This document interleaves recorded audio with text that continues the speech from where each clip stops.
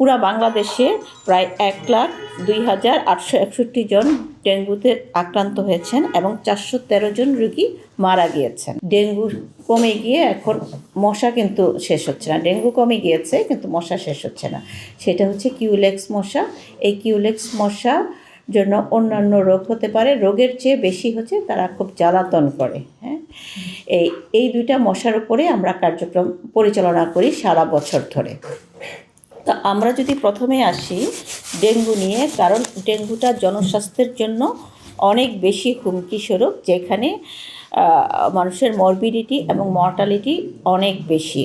আপনারা জানেন এই বছর ঢাকা সিটি কর্পোরেশনের ভিতরে পুরা বাংলাদেশে প্রায় 1,02,861 জন ডেঙ্গুতে আক্রান্ত হয়েছেন এবং 413 জন রোগী মারা গিয়েছেন। তাহলে এটা একটা আসলেই জনস্বাস্থ্য এবং আমাদের প্রবলেম সারা বাংলাদেশের জন্য। এই জন্য দেখা যায় যে এখন শীতকালে আমরা কিউলেক্স মশা নিয়ে কাজ করি, আর বর্ষাকাল আসলে একটা আতঙ্ক হয়ে যায় সবার মাঝে। আমরা যারা কাজ করি এবং যারা সিটি ডোয়েলার আছে সবার মাঝে একটা আতঙ্ক চলে আসে। এটা কেন হয়? কারণ হচ্ছে আমাদের দেশে আমি প্রথমেই নিয়ে আসতে চাই মানুষের অসচেতনতা।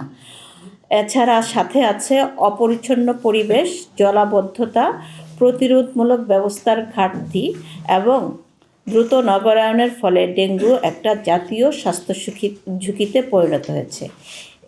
এটার সাথে ক্লাইমেট চেঞ্জ একটা বড় নিয়ামক, যেটার জন্য আমাদের ডেঙ্গু বাড়ছে।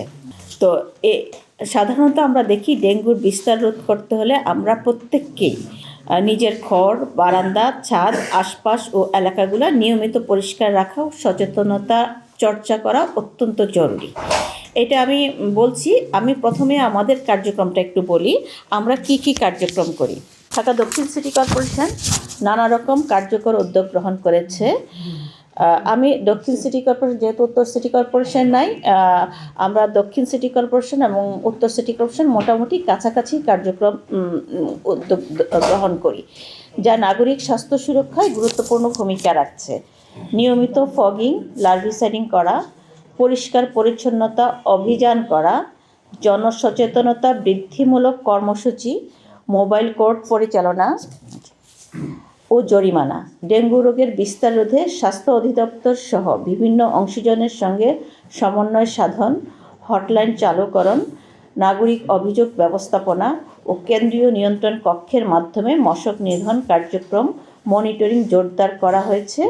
পাশাপাশি নাগরিকদের অংশগ্রহণে জানুয়ারি 2025 মাসব্যাপী তারুণ্যের উৎসবে ডেঙ্গু সচেতনতামূলক বিভিন্ন কার্যক্রম করা হয়েছে এবং ছাত্র জনতার জুলাই গণ অভ্যুত্থান দিবস উপলক্ষে সমস্ত জুলাই মাস ব্যাপী এবং পরবর্তী সময়ে বিশেষ পরিষ্কার পরিচ্ছন্নতা কার্যক্রম ও মশক নিধন কার্যক্রম গ্রহণ করা হয়েছে।